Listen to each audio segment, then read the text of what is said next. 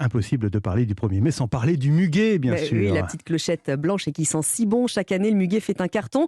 L'année dernière, en France, nous avons dépensé plus de 25 millions d'euros pour ce petit brin de bonheur.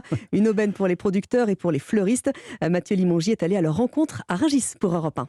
Au pavillon des fleurs du célèbre marché, une marée de couleurs s'étend sur plusieurs centaines de mètres carrés. Rose, hortensia, tulipe et depuis une semaine, c'est un balai de chariots chargés de muguet. Voilà un pot de 15 griffes de muguet. Maxime François est grossiste et gère cet immense étalage. Son muguet, il l'achète chez des producteurs nantais. Vous regardez, elles sont fières, jaillissant du pot et de la mousse. Elles sont très fraîches, très blanches, de nombreuses clochettes, un produit royal. Et ça, franchement, je trouve ça magnifique. Les gens sont attachés à une tradition, à ce petit symbole de bonheur.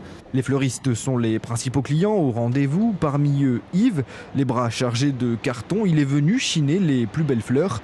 Pour les grossistes comme pour les fleuristes, le 1er mai, c'est toute une organisation. C'est plus que le best-seller, en fait, il n'y en a que pour le muguet, on peut oublier tout le reste. C'est un rendez-vous immuable, il faut une grande organisation parce que voilà, tout doit se faire en un jour. Donc voilà, il y a toujours une émotion. Et les tendances évoluent, remarquent les professionnels du marché de Rungis.